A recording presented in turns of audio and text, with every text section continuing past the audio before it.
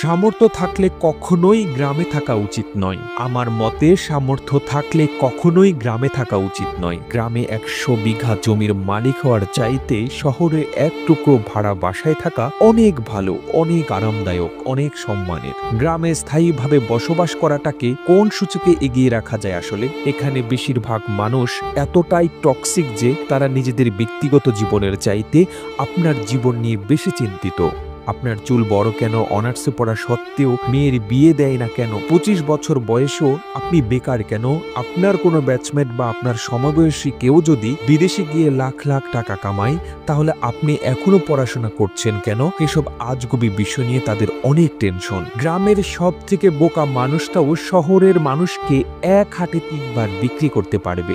সামান্য জমি জমা নিয়ে যে কূটনৈতিক খেলা চলে গ্রামের মুরব্বীদের মাথায়, তা আন্তর্জাতিক কূটনীতিকদের মাথায়ও খেলবে না। আপনি পুকুরে যত্ন সহকারে মাছ চাষ করবেন, একদিন ঘুম থেকে উঠে দেখবেন যে সব মাছ মরে ভেসে আছে।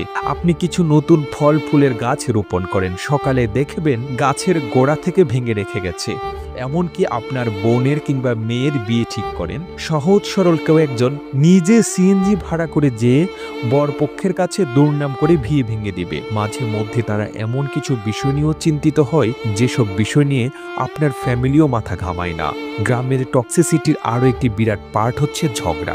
আপনি এমন কোনো বাড়ি খুঁজে পাবেন না যেখানে জায়গা জমি নিয়ে বিবাদ বা বিরোধ নেই। প্রত্যক্ষ এবং পরোক্ষভাবে এই ফ্যামিলি সেই ফ্যামিলি একজন আরেকজনের সাথে ঝগড়ায় লেগেই থাকে। ১ ইঞ্চি জায়গা জমি নিয়ে মামলা মোকদ্দমা, অশ্লীল ভাষায় গালাগালি, মাথা ফাটাফাটি চলতেই থাকে হরহামেশা। এইজন ওইজনের নামে গোপনে প্যাচ লাগিয়ে ঝগড়া বাঁধিয়ে দেওয়া, কাউকে পছন্দ না হলে তাকে নিয়ে গ্রামের জনে জনে কুৎসা রটানো করা, এমনকি বিবাহের প্রস্তাব আসলেও গোপনে প্যাচ লাগিয়ে দেওয়া যেন গ্রামের মানুষের নিত্যদিনের কাজ। আর টক্সিসিটির সবচেয়ে বিরক্তিকর আরেকটা পার্ট হচ্ছে গ্রামের চায়ের দোকানগুলো। প্রতিটি চায়ের দোকানে চায়ের কাপে চুমুকেই উঠে গীবত দিয়ে, যেখানে কার বউয়ের বাচ্চা হচ্ছে না, কার বউ কার সাথে কথা বলছে, কার ছেলে মেয়ের বিবাহ হচ্ছে না থেকে শুরু করে রাজনীতি, অর্থনীতি, খেলাধুলা কিংবা হাসিনার পালানোর দৃশ্যগুলো নিয়ে আজগুবি গল্প বানানো। কোনোটারই গবেষণা বাকি থাকে না, যার অধিকাংশই আবার গুজব। গ্রামের মানুষ যে কি চিজ, পরনে লুঙ্গি আর আলাভোলা একখান হাসি দেখে কাউকে সহজ সরল ভাববেন না। তামাম দুনিয়াটা মেলা ক্রিটিক্যাল, ডিপ ফোকাস না করলে টের পাবেন না। এত সবের মাঝেও আপনারও গ্রামে কিছু শুভাকাঙ্ক্ষী থাকে যারা আপনাকে বোঝার চেষ্টা করে, যারা অন্যের জীবন নিয়ে এতটা আগ্রহী বা উৎসাহী নয়। তারা মানে যে উচ্চশিক্ষা গ্রহণের চাইতে বিদেশ চলে যাওয়া কিংবা কোনো কাজে লেগে পড়া কখনোই বেটার অপশন নয়। যারা কিনা চায়ের কাপে মিথ্যা ও গুজবের ধোঁয়া ওঠায় না, তাদেরকে স্যালুট, তারা আজীবন সম্মান প্রাপ্য।